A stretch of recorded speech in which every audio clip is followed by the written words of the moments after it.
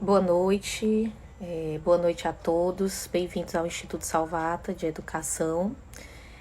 Meu nome é Catiane Lustosa, eu sou médica ginecologista aqui da Clínica Salvata e do Instituto Salvata, faço parte da direção, junto com a doutora Andresa, a doutora Sara, e desde o começo da pandemia nós iniciamos essas lives do Instituto, que são lives voltadas para a discussão de artigos científicos, de temas relevantes, não só à pandemia, mas temas relevantes à saúde em geral.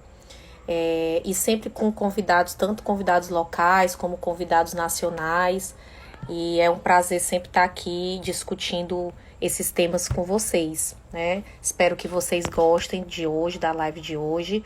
Hoje a gente convidou uma amiga muito querida, que é a doutora Mariana da Cunha Vieira, que eu vou aqui adicionar à live.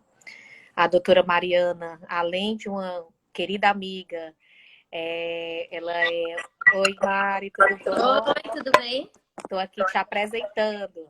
Então, a Mariana é nossa querida amiga, já veio aqui, já conheceu o Instituto, já fez parte de algumas atividades da gente, mas ela é médica assistente tanto da Faculdade de Medicina da USP, no setor de endometriose, quanto na Unifesp, no setor de esteroscopia. Fez fellow na Itália, né, endoscopia e esteroscopia. E é um prazer, Mari, ter você aqui para a gente discutir esse tema que muita gente começou a mandar pergunta, né? O que é sistemocele? Então, até alguns médicos, né, que não conhecem bem essa área, enfim, clínico geral mandou pergunta, fisioterapeuta e alguns ginecologistas interessados em saber o que a gente pode oferecer de tratamento. Então, eu acho que esse tema foi muito, muito legal da gente ter escolhido para discutir hoje. É um tema que tem se estudado cada vez mais, né? E que a gente ainda está descobrindo muita coisa. Então, a gente sabe que a cesárea ela tem uma taxa muito alta, né? Aqui no Brasil, a gente tem quase 55% de taxa de cesárea, o que é super alta, pensando que a OMS ela tem em torno de... Ela orienta até em torno de 10 a 15%. Então, na verdade, a gente tem um número até que grande de estimocele. O problema é a gente saber se realmente essas pacientes estão sendo diagnosticadas da maneira certa, né? E eu acho que essa live tem como principal objetivo, talvez não só o tratamento, mas Exato. a gente poder diagnosticar bem a nossa paciente. Que muitas vezes a gente fica rodando em torno do diagnóstico e às vezes o que é o diagnóstico, por exemplo, de um sangramento, a gente não está olhando de uma forma mais ampla. Então, é mais para a gente aumentar um pouco o nosso olhar em relação a alguns diagnósticos e também tratamento, né? Isso. Queria agradecer também a presença, né? Esse convite. Fortaleza, para mim, tem um carinho muito grande, né? A gente já foi no começo do ano, foi ótimo. E espero que a gente continue sempre com grandes projetos, né? Com certeza, Mari, você é super querida. E a Mariana não só veio aqui no Instituto, mas ela sempre está vindo para os cursos de esteroscopia, né? Junto com a professora Raquel aqui na maternidade escola. Então é muito legal, é muito rica essa interação. E aí, falando um pouco agora do nosso foco, né? Que foi a escolha desse artigo, a gente sempre começa falando um pouquinho do que é esse artigo no modo geral, né? Assim, o que ele representa, né? Em termos de evidência científica, né? É uma revisão sistemática e uma meta-análise. Aí eu queria, Mari, que você falasse um pouquinho do que é esse método de estudo para poder a gente entender o nível de evidência desse artigo. Então, na verdade, o que a gente faz, né? Quando a gente quer comparar todos os estudos que a gente tem diversos tipos de estudos, então você tem estudos observacionais, aí você tem os estudos randomizados, você tem diversos tipos de estudos. E para você conseguir juntar toda essa informação que você tem e deixar ela de uma forma mais coesa, o que a gente faz? A gente faz uma revisão sistemática, né?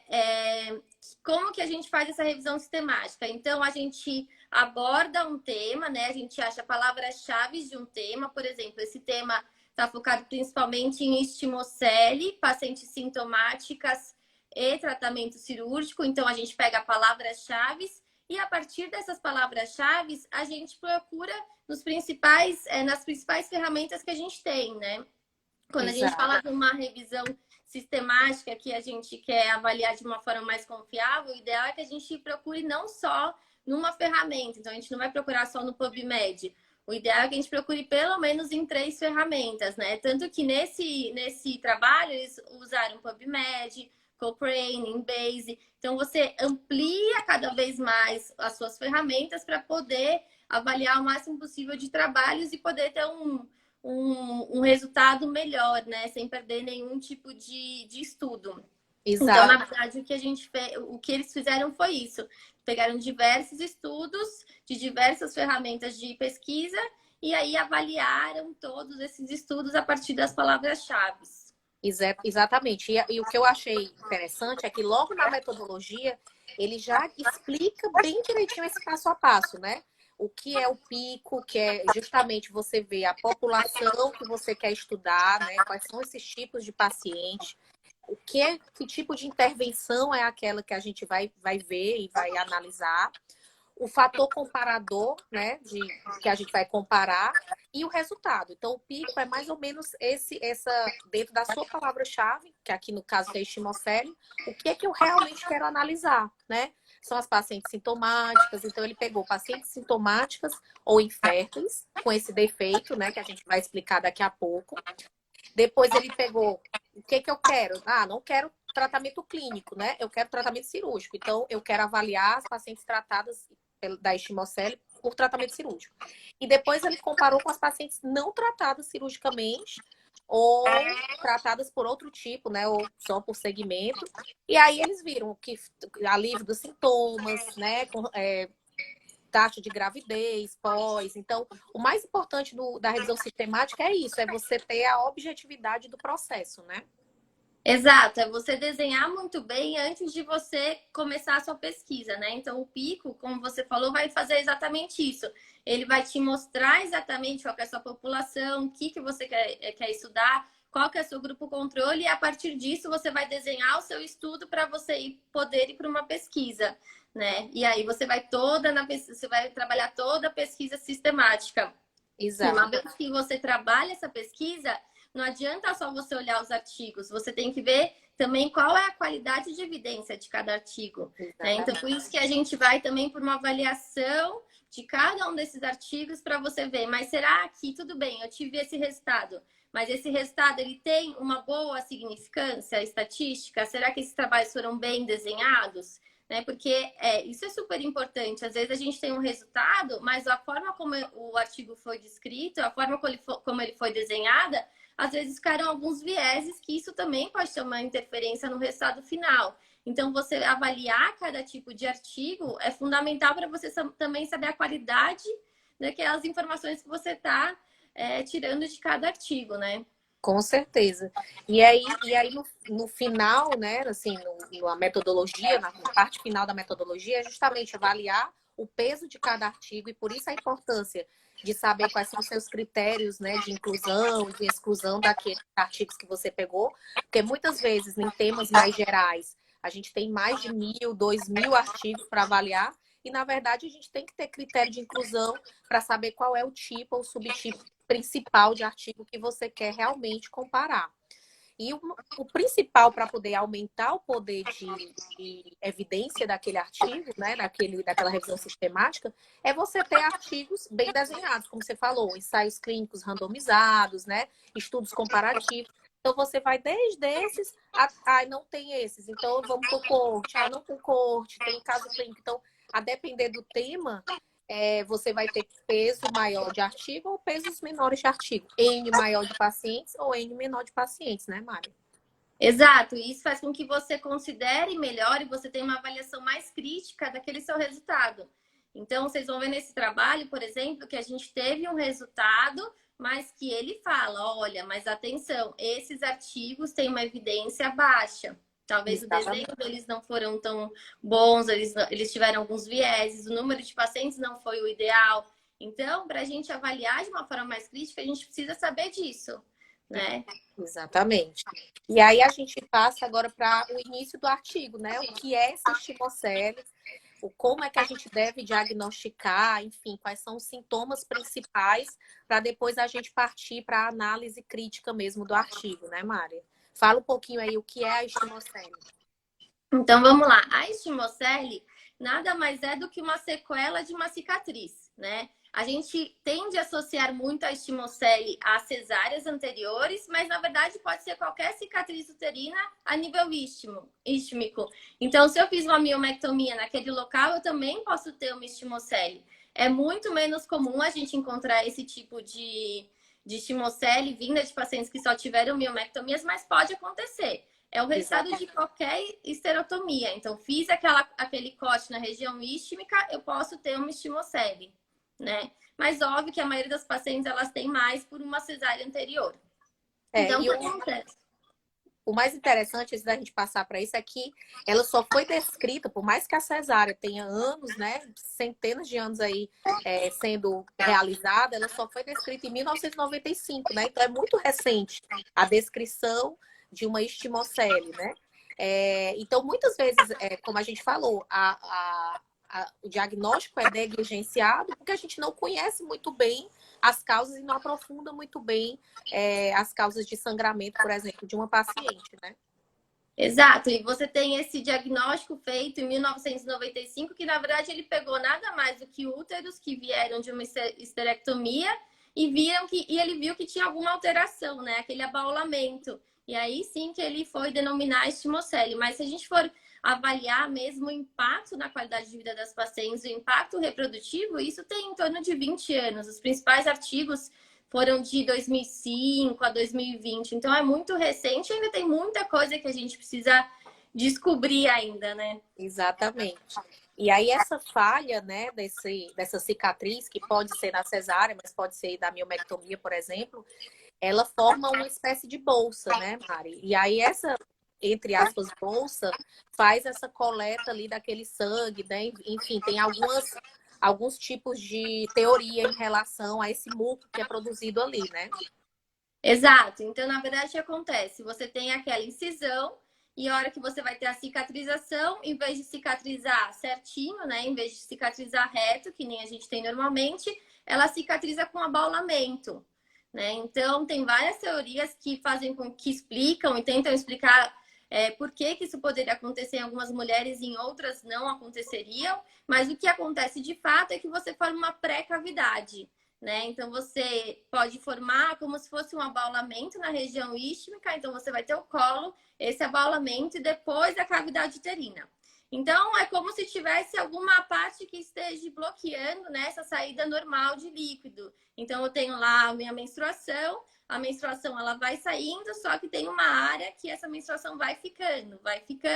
E aí você tem esse acúmulo de sangue nessa região. Além disso, de você ter esse acúmulo de sangue, aquela região está em transformação constante. Então, você tem um processo inflamatório naquele local que está cronificando toda hora. Então, além disso, você tem uma formação de muco e um processo inflamatório que está sendo constante. Então, além de ter aquele sangramento, você também tem esse processo acontecendo. E isso vai repercutir de diversas formas, né, na paciente, a depender principalmente do tamanho desse defeito, né? Defeitos maiores tendem a ter sintomas maiores. E também está relacionado com o número de cesáreas, né? O que a gente vê é que aquelas pacientes que tiveram maior número de cesarianas, então 2, 3 cesarianas, tendem a ter defeitos maiores e, consequentemente, sintomas mais exacerbados. Exatamente. E aí, quando você vai para os estudos também da formação da estimocele, né?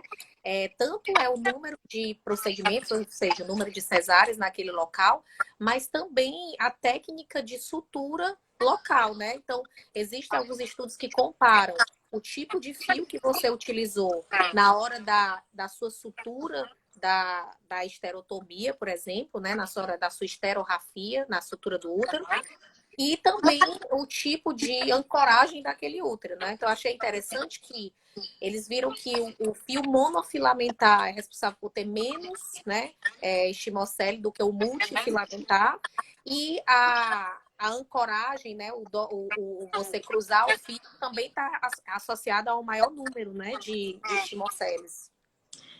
O que eles, nesse trabalho dos fios monofilamentares ou multifilamentares, na verdade foi um trabalho que avaliou 45 pacientes só, né? Então, quando a gente fala assim, o monofilamentar, não é que a gente vai mudar amanhã e todo mundo só vai fazer monofilamentar. A gente tem ainda uma evidência muito baixa, mas esse estudo que eles citam, que tem em torno de 45 a 50 pacientes em cada braço, eles viram que realmente os fios que são monofilamentares, eles tendem a ter menos consequência em relação à estimocele, né? Exato. Assim como um outro trabalho mostra que se você fechar em 2 planos, também você teria menos estimocele. Mas ainda os estudos são muito pouco seguros, né? Com o número de pacientes ainda muito pequeno para a gente ter certeza e bater o martelo que realmente é isso, né? E acho que a gente tem que tentar ter um olhar mais crítico, né, em relação aos estudos, mas também em relação às nossas técnicas, né? Acho que a tendência é a gente cada vez mais olhar para a estimocele como uma causa tanto de sangramento, mas também na influência da infertilidade, para assim a gente conseguir ter mais estudos em relação a isso. Até será que a gente tem que modificar um pouco a técnica de sutura do útero para diminuir a chance de estimocele? Ou será que a gente tem que modificar o fio? A gente ainda não tem essa resposta, mas a gente precisa de estudos mais consistentes, né? Com certeza. E a gente não pode esquecer que cada paciente vai ter os seus fatores de cicatrização diferentes, né? Então, às vezes, se você tiver uma paciente que sangrou um pouco mais, isso também pode ter uma consequência maior. Então, é muito difícil a gente conseguir ter estudos que a gente consiga falar, não, então é só o fio que faz diferença. Então, é só essa cicatrização que faz, o uso dessa sutura que faz diferença. Tem muitos vieses, né, para a gente conseguir determinar esses fatores de uma forma mais certinha. Exato. E aí a gente lembra agora dos sintomas, né, que a estimocele pode causar, né? E quais são esses principais sintomas, Mari, para a gente fazer essa discussão? Então, quando a gente pensa em sintoma principal, a primeira coisa que vem na nossa cabeça é aquele sangramento uterino anormal que a gente fala, né? Então, na verdade, como que se desenha essa paciente? Ela tem a menstruação normal, 7 a 10 dias depois ela tem aquele escape, então aquele sangramento mais escuro, porque é um sangramento mais antigo, e com uma quantidade de muco maior. Por quê? Porque aquele sangue fica acumulado, ele vai sendo liberado aos poucos e aquele sangue também, pelo processo inflamatório, vai tendo também o acúmulo de muco.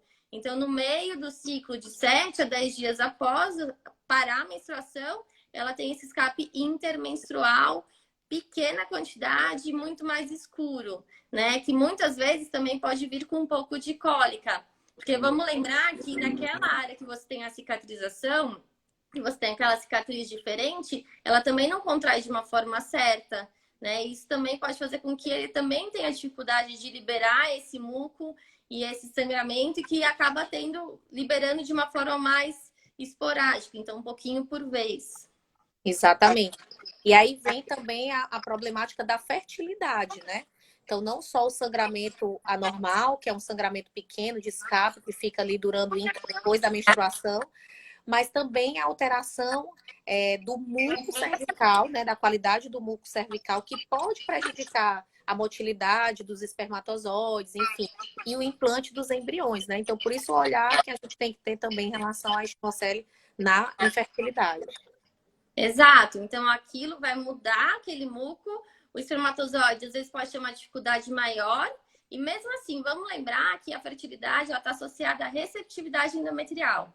Então, sempre quando você tem alteração de todo esse ambiente, de citocina, todas essas alterações inflamatórias, você pode ter alteração também de receptividade por si só. Então, ela está associada a uma infertilidade secundária. Então, aquela paciente que engravidou, tudo normal, teve a cesárea e agora está tentando a segunda ou terceira gestação e está tendo um pouco mais de dificuldade. Exatamente. E além disso, né, além desses três principais sintomas, né, o sangramento, a cólica, né, a dismenorreia e a associação com a fertilidade, também tem um aumento relativo do risco obstétrico, né? Aquela região, ela pode ter implantação anômala de embrião ali, e aí fazer uma ectópica de cicatriz de cesárea, mais predisposição à placenta prévia, né? A placentação anormal, a ruptura uterina. Exato, então aquela área é uma área muito mais frágil, né? Então, em relação à gestação futura, você pode ter algum problema e também a inserção da placenta, né? Você pode também ter alguns desfechos obstétricos piores, sem contar na ectópica, que pode ter uma implantação nessa área ístmica, e aí é bem mais difícil da gente manejar, né? Às vezes teve até um trabalho que a gente publicou, que a gente fez até inserção, a gente introduziu metrotexate por via esteroscópica nessa paciente que teve uma gestação ectópica ístmica e depois foi acompanhando um pouquinho a vascularização, depois que diminuiu, a gente fez a ressecção esteroscópica. Então é muito mais difícil de você manejar uma gestação ectópica nessa região, porque é uma região que é bem mais fininha e a chance de você ter algum problema é maior, né? Exatamente, o tanto de ruptura como de sangramento, né? E aí a gente parte para o diagnóstico, né? O diagnóstico da estimocele é essa suspeição clínica, né? Você lembrar desses sintomas para poder a gente tentar dar o diagnóstico e muitas vezes aliado ao exame complementar, né? Então, o ultrassom transvaginal é um dos primeiros que a gente solicita para tentar ver essa área de alteração ali na região ística, né, Mari? Exato, só lembrando uma outra coisa de complicação é do que a gente vê bastante, não é tão incomum, é o DIU, né? Mal posicionado. Exato. Porque às vezes a gente tem aquela estimocele que é bem intensa, então a grau 2, grau 3, e às vezes também ela tem, além disso, um útero mais retroverso, ou às vezes tem uma estenose de orifício interno. Então, a hora que você vai com o esterômetro, você acha que você chegou no fundo uterino, às vezes você está na estimocele. Então, não é tão incomum também, às vezes a gente encontrar o DIU na estimocele. Exatamente. E aí você tem essa, tá saindo do local, mas na verdade é porque ele não se posiciona muito bem quando você coloca por conta do tamanho, né? Com certeza. Bom, mas voltando para o diagnóstico, né? Então, a gente tem aquela paciente que tem aquele sangramento uterino anormal, tem a história ou de miomectomia, mas principalmente de cesarianas anteriores, e aí a gente vai para o diagnóstico esteroscópico.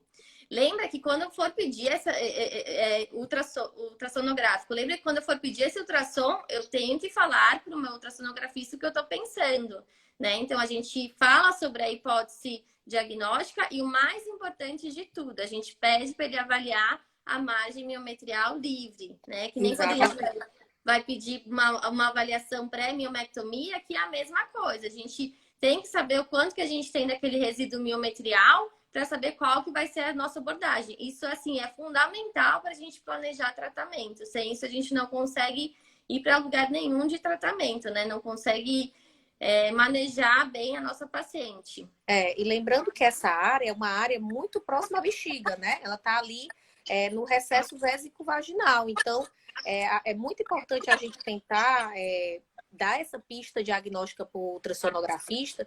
Por quê? Porque vai acarretar a gente ter uma escolha de manejo, como você falou, a depender da espessura do miométrio para a serosa, né? Ou seja, aquela distânciazinha que tem de miométrio para a serosa do útero. E aí ele até divide um pouco, né? Quando a gente vai para o diagnóstico ultrassonográfico, em 3 tipos, né, Mari? Assim, a depender do tamanho dessa espessura. Pode ser uma bolsa, né? Enfim, um local, uma estimocele menor, mais simples, outra com ramificação, ou pode ser uma mais complexa, com várias ramificações, ou seja, vários locais de falha, né?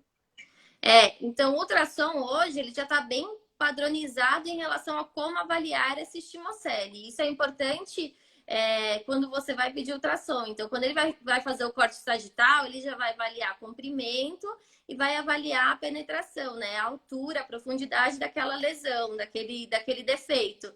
E, além disso, uma das coisas também que eles preconizam quando eles vão fazer a avaliação ultrassonográfica é avaliar a altura desse defeito em relação à distância do recesso vésico-uterino. Então, onde que eu vejo minha bexiga? O quanto que eu estou longe dela? Óbvio que não é uma avaliação fácil, mas é uma avaliação preconizada quando você vai fazer esse estudo ultrassonográfico, né? Exatamente. Porque a partir daí também a gente pode lançar mão de outros exames, né? Uma esterosonografia, por exemplo, que acaba que aqui a gente não tem tanto acesso, a gente acaba não utilizando tanto como um método diagnóstico, mas a gente tem também a esteroscopia também para diagnóstico, né?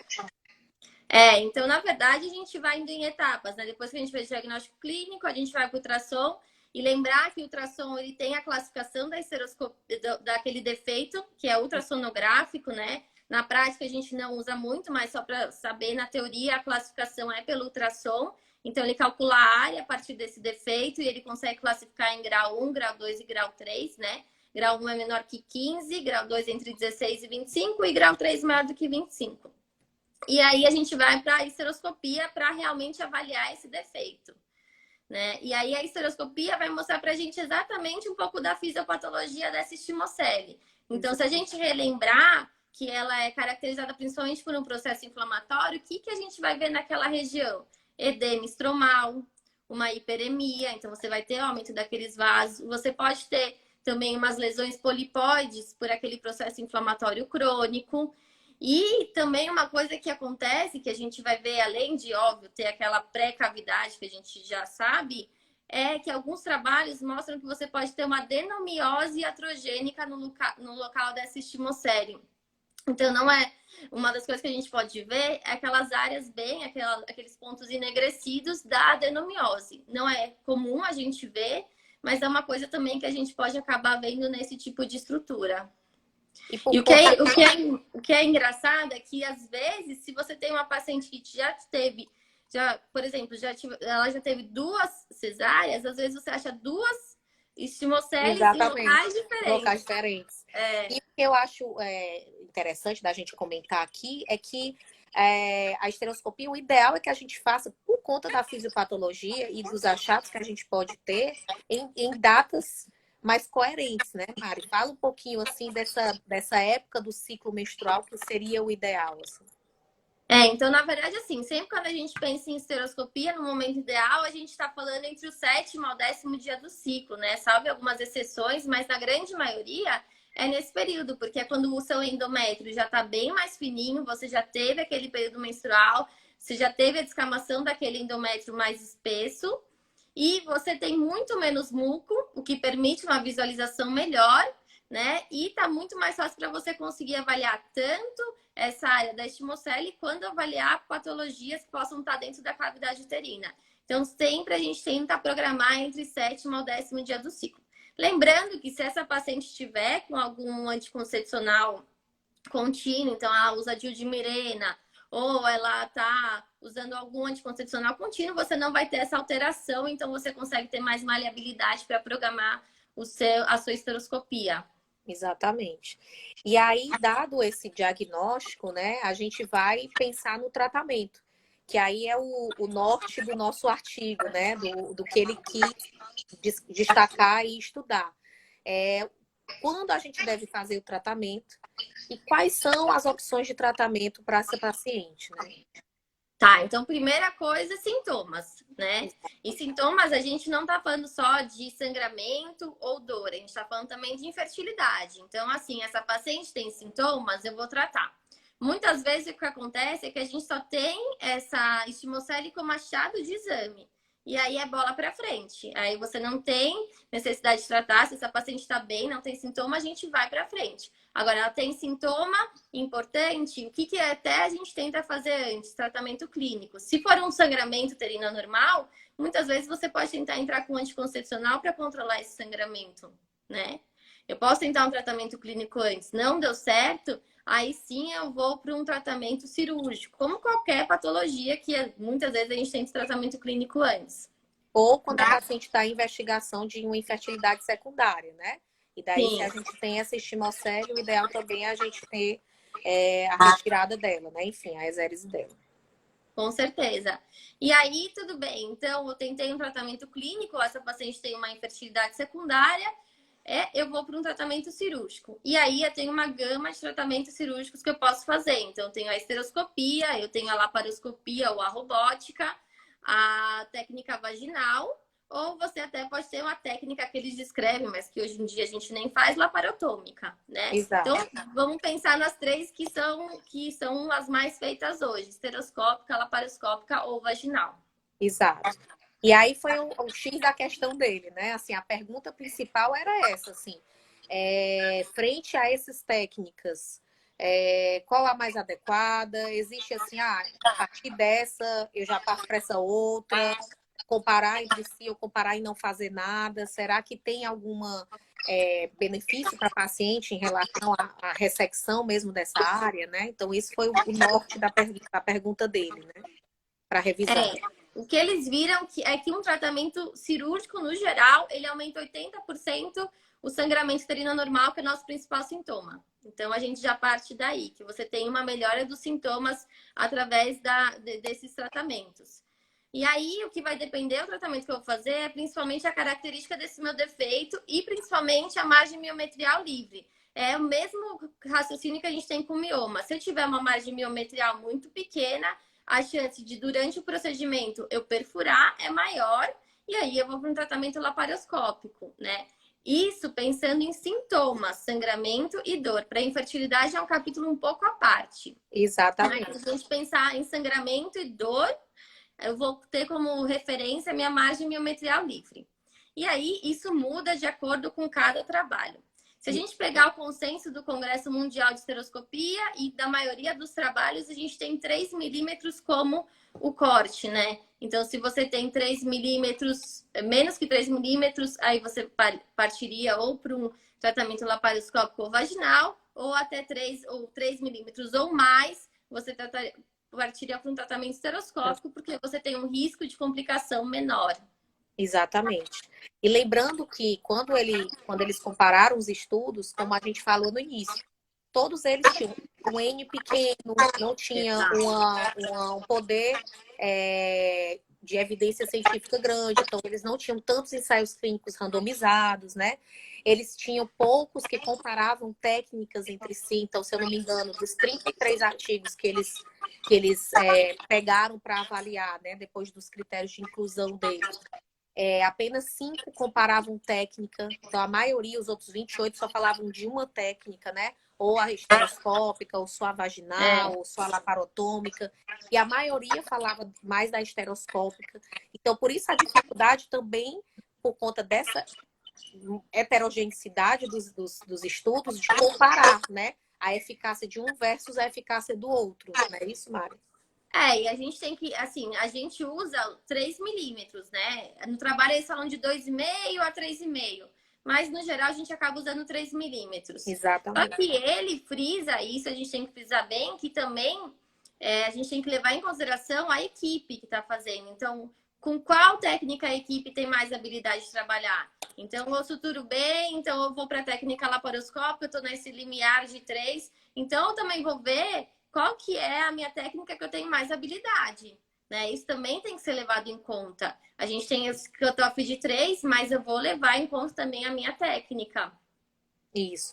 E quando ele fala da eficácia desse tratamento, então tá ok, a gente escolheu o tratamento cirúrgico para melhorar o sangramento uterino da paciente, a dor, a fertilidade. Mas a gente vai falar primeiro desses dois, tá? Do sangramento e da dor.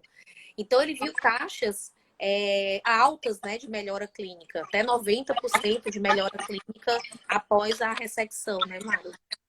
Ele viu taxas maiores, acho que de esteroscopia foi em torno de 85% e laparoscopia foi 92%, né?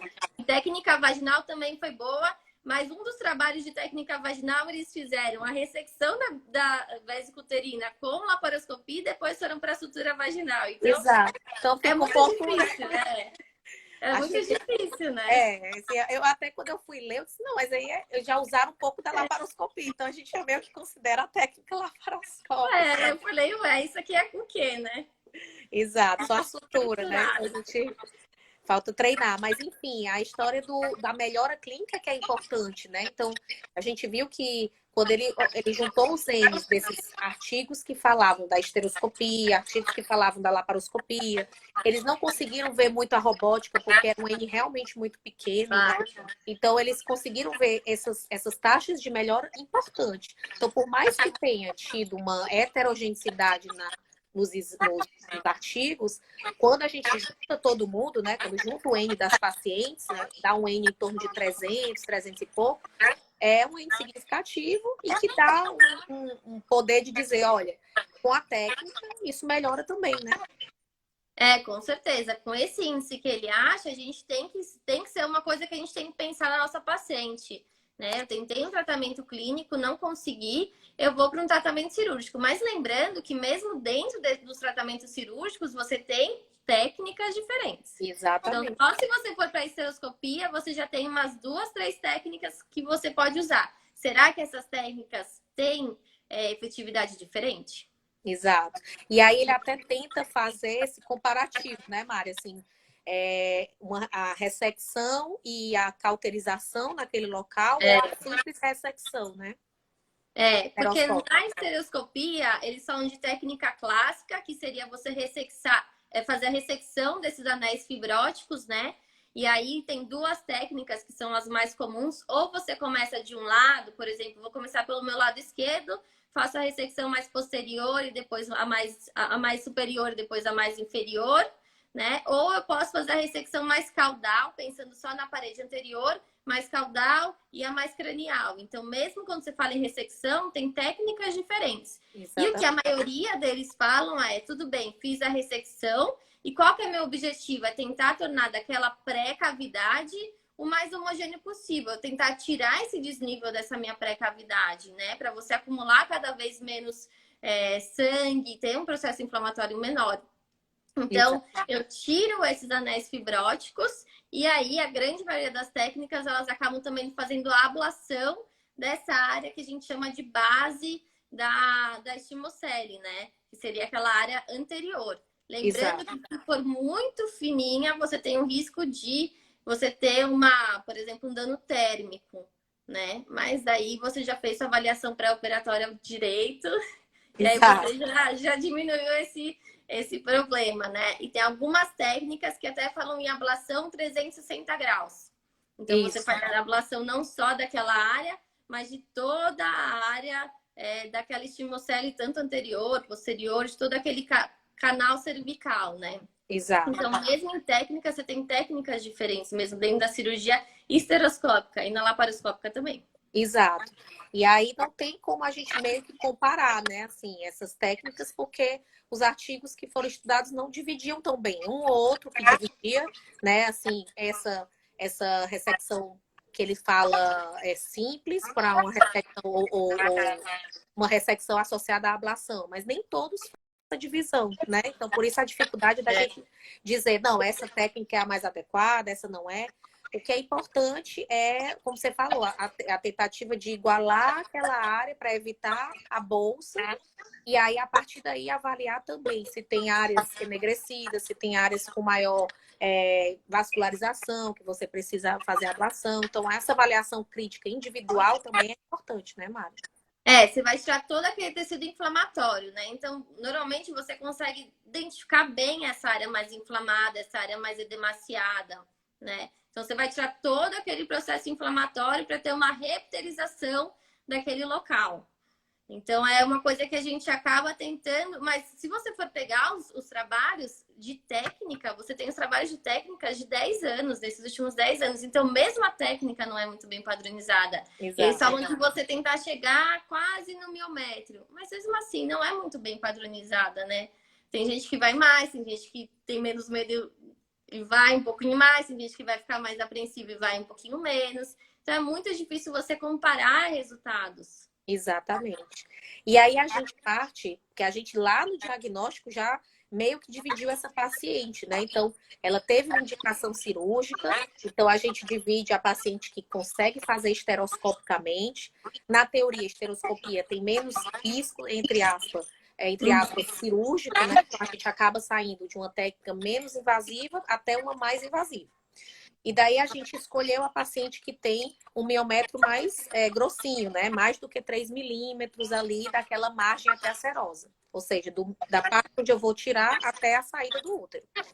E daí a gente pensa agora na laparoscopia, né? Quando é que a gente vai indicar? Ou seja, é justamente nesses casos onde o miométrio está muito fininho. E aí a esteroscopia eu posso perfurar, posso ter uma lesão térmica, como você falou, de bexiga, ou posso ter uma perfuração uterina, enfim. E aí o dano é muito maior, o malefício é muito maior do que o benefício. Então, o ideal é partir para uma técnica de ressecção laparoscópica, né? Ou vaginal. Exato. E uma das coisas que eles falam também, e aí a gente vai cair no mundo que a gente não vai chegar em consenso nenhum, é que eles orientam que pacientes que tenham desejo de fertilidade, você também faça por técnica laparoscópica nessa revisão, tá? Porque tem outros trabalhos que não vão por esse aspecto, né? Se a gente for pegar os grandes consensos, você tem um grupo que fala que mesmo se você ressecar por via esteroscópica pacientes que desejam engravidar, você consegue aumentar um pouco aquela margem miometrial, porque aquele epitélio vai reepitelizar. Mas também tem um grupo que acredita que a laparoscopia é o melhor para esse tipo de paciente, né? A gente também não tem isso padronizado. Então, do ponto de vista de fertilidade, é bem complicado ainda você chegar no consenso. Mas vamos pensar naquela paciente que tem sintomas normais, né? Então, sangramento uterino normal e dor. Eu tenho aquele margem miometrial menor do que 3, e aí eu programei para ela uma laparoscopia. Eu até vi aqui que o André entrou, que faz bastante trabalho com condo, né? Eles publicaram agora uma técnica que chama rendezvous, que, na verdade, o que eles fazem? Eles associam a esteroscopia com a laparoscopia. Porque às vezes não é tão fácil você identificar aquela área. Exato. Né? Você vai abrir aquela plica vesicouterina, vai conseguir olhar todo aquele canal, mas às vezes você não consegue achar bem essa área istímica que é mais frágil. Então, e daí muitas faz até vezes... aquela transiluminação, né? Que é justamente você tentar ver aquela área iluminada, né, pela via esteroscópica, para poder te auxiliar na laparoscópica. Eles até falam que é sinal de Halloween, sinal das bruxas. Exatamente. Porque fica aquela coisa bem laranja, assim, bem Halloween mesmo, a hora que você apaga a luz da laparoscopia, né? Exato. E aí você consegue determinar bem. Não, uma das maneiras de você facilitar a sua cirurgia, a sua técnica cirúrgica, né? Com certeza. Mas é interessante porque na laparoscópica, diferente da via esteroscópica, você consegue ressecar um lugar maior e ressuturar com uma margem miometrial mais sã, entre aspas. Porque você retira toda a região fibrótica e ressutura aquela região de maneira adequada, né? Exato, você consegue ter muito mais maleabilidade para trabalhar, né? Então, eu identifiquei aquela minha área. Tem gente que não consegue associar a esteroscopia com a laparoscopia, então às vezes entra com manipulador, identifica aquela área com manipulador, mas se você puder associar a esteroscopia é melhor, e aí resseca aquela área, e normalmente é assim, a hora que você abre já começa a sair muco, né? Exato. Aquela área sempre tem um acúmulo maior de muco. Então começa a sair muco, você resseca e precisa ressecar bem. Ainda porque se você não ressecar bem, você não vai conseguir fechar. Você não vai conseguir suturar, porque ela vai estar muito mais frágil. Né? Aí você resseca e aí você vai para a sutura. Né? E aí também a gente cai num outro tema. Tudo bem, aí como que eu vou suturar? Exato, aí vem para aquela parte inicial que a gente conversou. Porque cai na mesma história da esterotomia, mesma né? História. Se vai fazer com fio monofilamentar ou multifilamentar, ou se vai fazer em 2 camadas ou camada única, ou se vai cruzar o fio, ou se vai, né, fazer as interrupções. E aí os trabalhos são pequenos, como a gente já comentou, a gente não tem ainda um poder de dar um conselho, né, para as pessoas de como, mas a tendência é que seja ali numa camada dupla, né, Mari? E tendendo a usar um fio mais monofilamentar, né? Exato, até essa publicação do Cono, que o Ramiro também está aqui, que ele também está nesse trabalho, foi exatamente isso. Eles suturaram em 2 camadas com um fio monofilamentar. Essa paciente depois engravidou e teve a gestação normal. Exato. Então é importante só a gente frisar que o que a gente tem de evidência é isso, e a gente vai utilizando como tudo na vida, né? A gente vai utilizando até que essa verdade seja quebrada, né? Assim, mas... hoje mais do que nunca a gente já sabe que é isso mesmo, né? Que a verdade ela é temporária. Exatamente. Então é muito importante a gente olhar a evidência científica para poder fazer nossas escolhas, né? Escolhas mais baseadas mesmo. Então, técnica com fio monofilamentar. E aí também, assim, que é uma dúvida muito, muito frequente com os residentes, principalmente, né? Na hora da cesárea, por exemplo, de suturar. Então, a maioria dos staffs, a maioria dos preceptores, eles suturam e cruzam o fio, né? Vão cruzando. E daí veio esses estudos que trouxeram que o ideal é não cruzar, né? O ideal é que você vá, se for fazer um contínuo e único, que não cruze, para evitar Falhou. É, exato. Nos trabalhos, eles viram que cruzar seria um aspecto negativo do ponto de vista de estimocele. Então, estaria mais associado a riscos de estimocele. Exato, né? Então, eu lembrei também, né? Dica também da gente pensar na hora de fazer as nossas suturas, né? Do útero, não só na cesárea, mas nas miomectomias também, né? E E daí eles sabe uma veem. coisa Ah, super interessante que eles fizeram nesse trabalho do Kondo? No final da sutura laparoscópica, eles injetaram azul de metileno para ver se aquela sutura estava fechada bem. Então, isso foi super interessante. Então, eles colocaram azul de metileno como se fosse fazer uma cromotubagem normal para ver se não tem vazamento. extravasamento desse. Isso é outra coisa interessante da gente pensar na hora da ressecção laparoscópica, por exemplo, né? E, enfim, da gente ver se a nossa sutura está adequada para aquela área, porque é importante que a área fique bem fechada, bem, né, delimitada, enfim, que a gente tenha menos falhas no futuro, né? Apesar de que a gente sabe que tem muito da cicatrização da paciente. Então, o ideal é que você use a melhor técnica possível para poder evitar as problemáticas futuras, né? Com certeza. E se eu for, por exemplo, fazer numa paciente que deseja fertilidade, né, deseja gestar, então às vezes eu posso fazer uma cromotubagem no início, vi que as tubas estão pélvicas, faço minha cirurgia e faço depois no final, porque às vezes se você tiver algum extravasamento vai ser difícil você vai avaliar as tubas, né? Exato. Então, É importante a gente lembrar disso também. E aí eu tô vendo aqui que a técnica vaginal é justamente o que a gente falou, né? Que é uma técnica que alguns trabalhos ele traz associada à laparoscópica, então, na verdade, ele fez mais uma colpografia pela vagina do que exato. realmente uma ressecção via vaginal. Então, eu acho que o mais factível mesmo é a gente pensar na esteroscopia e na laparoscopia como duas técnicas principais na ressecção da estimocele e o diagnóstico anterior, né, de você fazer um planejamento pelo o tamanho, né, pelo que você vai vir pela frente em relação a risco cirúrgico do tamanho do miométrio, né? Com certeza, o diagnóstico prévio é fundamental, assim como a maioria das patologias, né? Quando a gente vai entrar para qualquer cirurgia, ele vai mapear para a gente o que a gente tem que fazer. Se a gente não tiver um diagnóstico pré-operatório direito, correto, bem feito, a gente vai estar andando às cegas, né? A gente vai estar andando onde a gente não sabe. E aí o risco de complicação é muito maior. Exatamente. E outra coisa que eu achei interessante, Mari, que na hora da discussão, que ele vai discutindo, ele fala também um pouco da história do útero retrofletido, né? E esse útero retrofletido, ele tem uma dificuldade também de você fazer essa ressecção, né? Exato. Então, o útero retroverso, o que eles acham? Que você tem uma angulação maior, então isso também dificultaria a ressecção e também eles não sabem se isso faria com que essa paciente tivesse um outcome pior, por exemplo. Então, tivesse um resultado pior. Porque o que eles falam é que, como você tem o útero retroverso, você tem um risco maior de ter uma dificuldade de esvaziar este útero, né? Exato. E aí, por isso, talvez a dificuldade ou a persistência, né, da estimocele, pela angulação também ali do colo, né? E lembrando da angulação, uma coisa que assim é bem preconizada é o tipo de aparelho que eu vou usar. Então, se você for pegar estudos mais antigos, eles usaram ressectoscópio, mas se você pegar estudos mais recentes, o ideal é que você trabalhe, por exemplo, com mini ressectoscópio, né? Aquele de 16 French, que você não tem que dilatar. Por quê?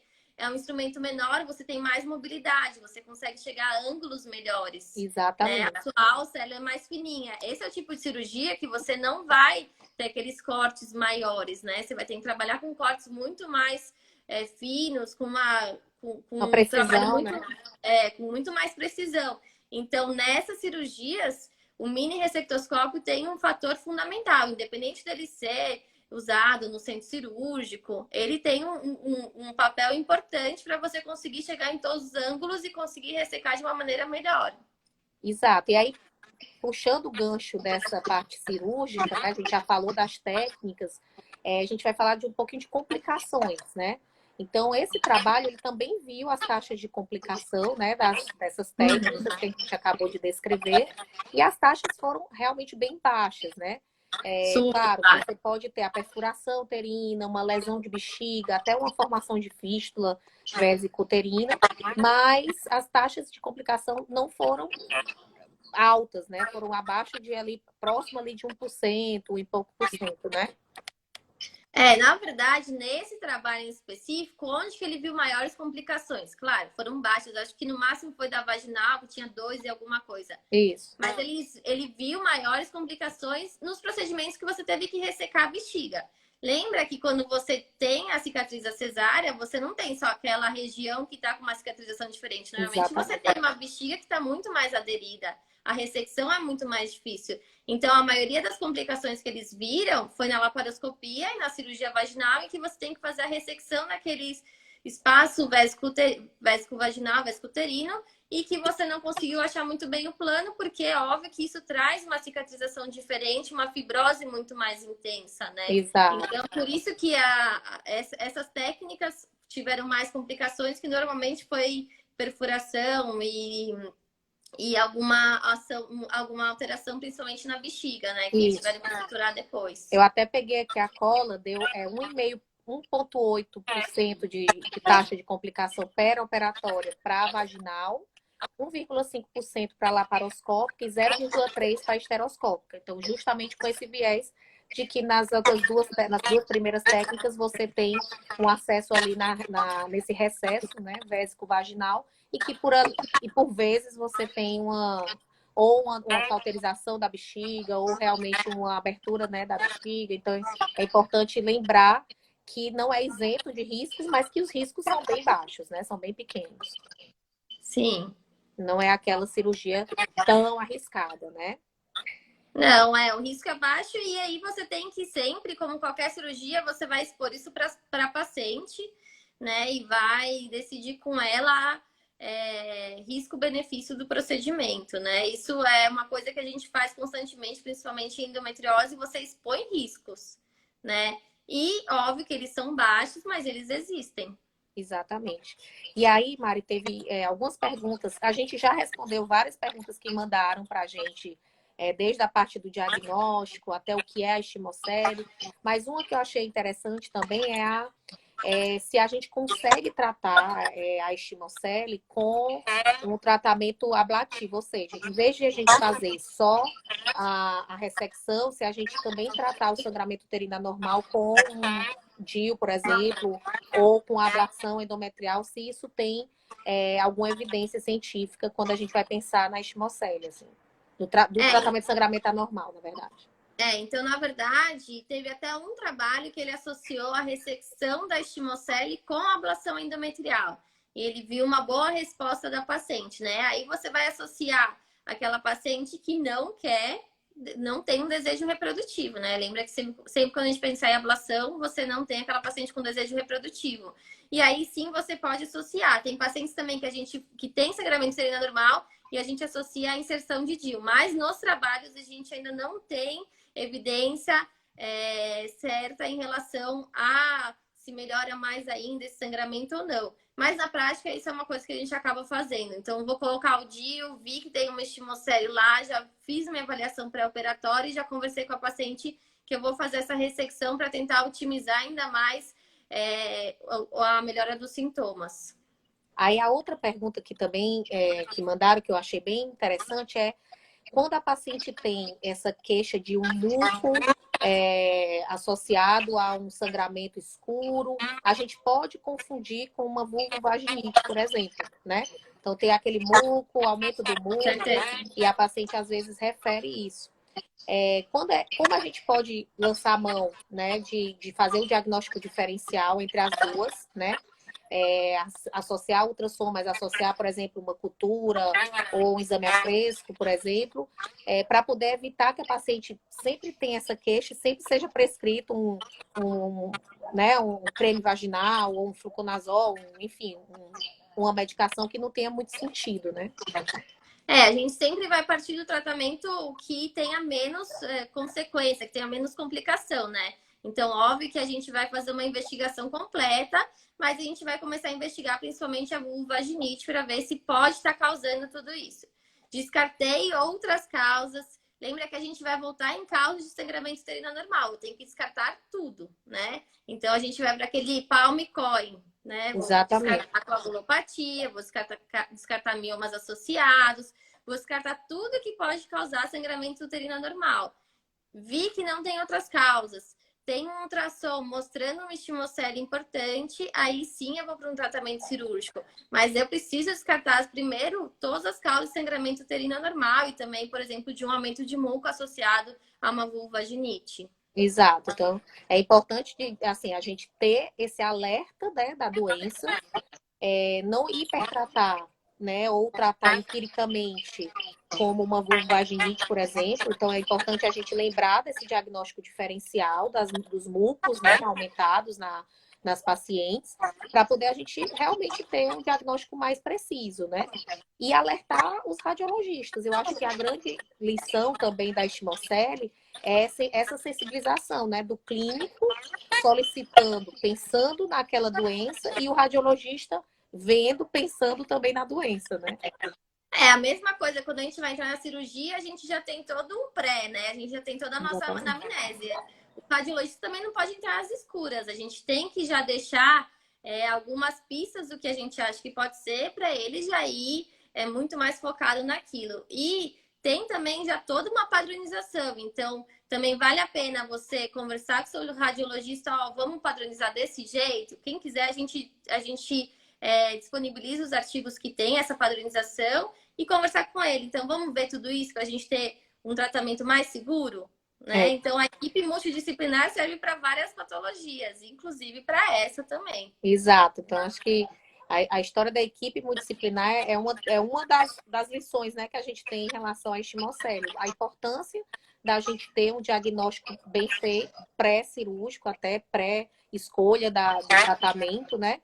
A história da gente tentar ter essa visão mais ampla e evitar hipertratar ou tratar empiricamente sangramentos ou causas de mucocele, caso de aumento de muco, que não tenha nada a ver, né, com o que a paciente tem, enfim.